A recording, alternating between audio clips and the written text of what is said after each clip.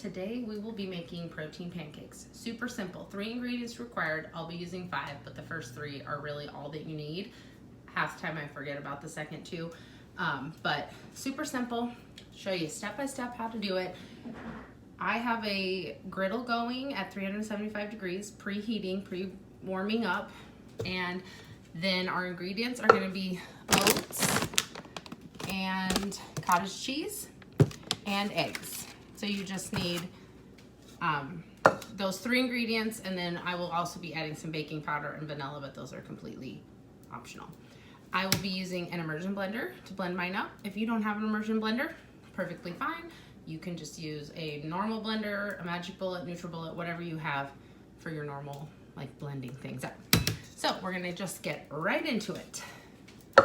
It was kind of hard to set up this shot, so I kind of have to cut my head off a little bit so we can kind of see what's going on, but you'll get the idea. So our 3 ingredients we start with, it's 1/2 cup of oats.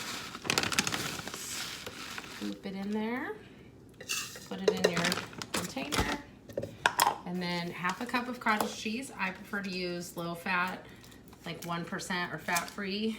It's just a little bit thinner, and so it's gonna blend a little bit better than if you use like a 4%. It's just gonna be a little more difficult to blend. 1/2 cup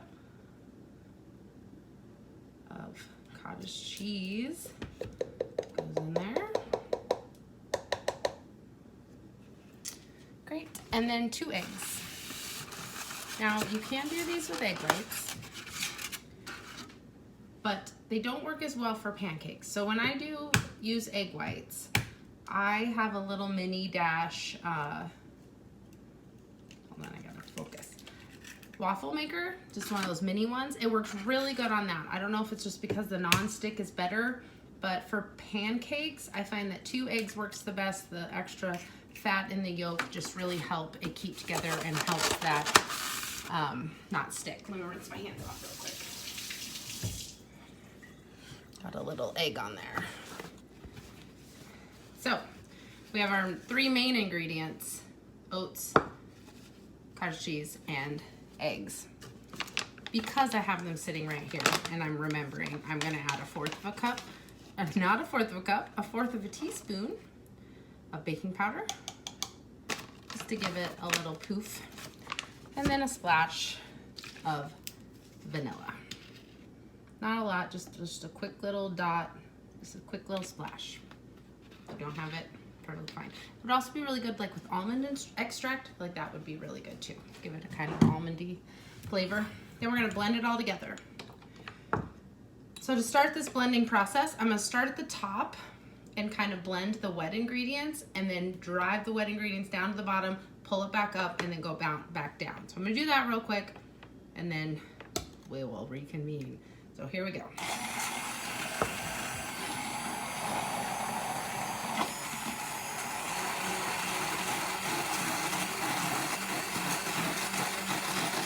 So now I'm at the bottom, picking up those oats. I'm gonna pull it back up.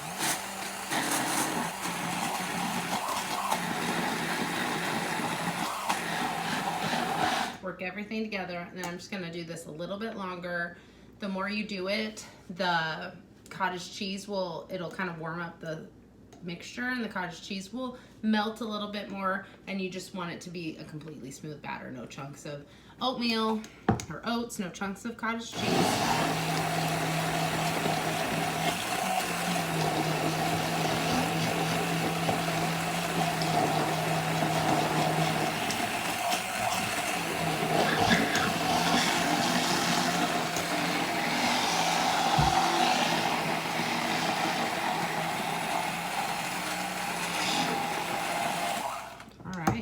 Oh, we got our batter.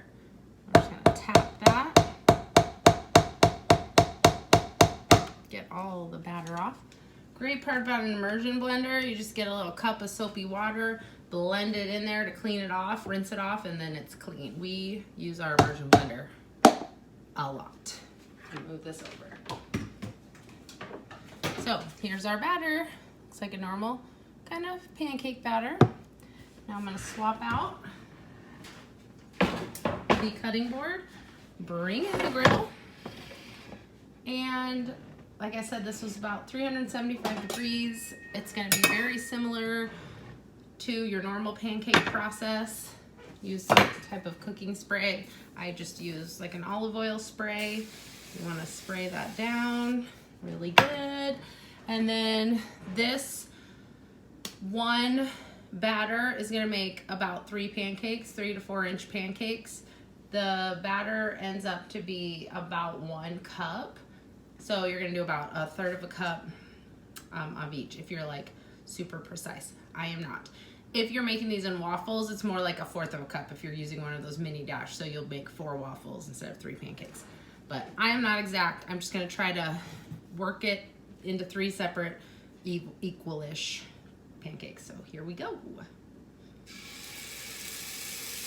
That is a sizzle. Give them some room. They'll spread out a little bit. That's why 1 at a time is really good, because 3 is just a good amount to fit on that griddle. And then usually I short that first one, so I gotta go back and put the rest in that first one. There we go. Got our 3 pancakes. I should have started them over here a little bit more, because the second 2 are starting to kind of, oh, they're good. Here we go. And then it's just like a normal pancake process. You want to wait until it gets kind of bubbly. The edges look like they're starting to get done. It takes a couple minutes. From start to finish, this process takes maybe 10 minutes. The video is going to be a little bit longer because I'm explaining, obviously. But as it starts to cook, you just want to take your little flipper, your spatula, kind of work it under the edge to check and see if it's ready. It's not ready yet, but it's really best to do this on a skittle. You can skillet, not a skittle, a skillet. You can control the temperature a little bit better, but if you have like a pan that you normally cook pancakes in, totally fine too. So now I'm gonna start checking, working that spatula under the edges. Don't want to flip them too soon. It's gotta create that nice little crust. They don't bubble up as much as regular pancakes. Now, keep in mind when you're eating these, they don't taste exactly like grandma's pancakes. They're a little more dense from the egg, but the flavor is so good, and then just being able to just have a pancake, that's a great source of protein. We have protein from the eggs and the cottage cheese. I will put the macros for these in the comments below. So you just kind of work it, starting to loosen up. Those egg edges are starting to, they just start to look a little dry. That's good. That means that they are cooking. And then I am just like a super nervous turner. Now this is sticking to my spatula. So I like to just make sure I get it loosened up from the skillet before I flip. So now just take your thing and you gotta go really fast and flip. There's 1, under, flip, 2, quick, flip. Look at those golden brown pancakes. You can't really see because the lighting in my kitchen is not the greatest, but beautifully golden brown pancakes. Let that go for another couple minutes. Now, as far as toppings go, my favorite toppings is to use a little bit of fruit. I just take a small saucepan and add like a 1/2 cup of frozen fruit. Cherries are my favorite. 1/2 cup of frozen fruit and a little bit of water, like a tablespoon, 2 tablespoons. It doesn't have to be a lot. And then I just put it on the stove and kind of let that simmer down while I'm making the pancakes. And, you know, they start to kind of cook down, and then the water creates a little bit of a sauce.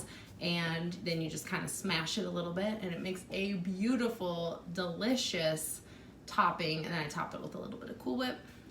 You could top yours with peanut butter. You could top yours with like a sugar-free syrup if that's what you're looking for, or regular syrup too. You can totally do that.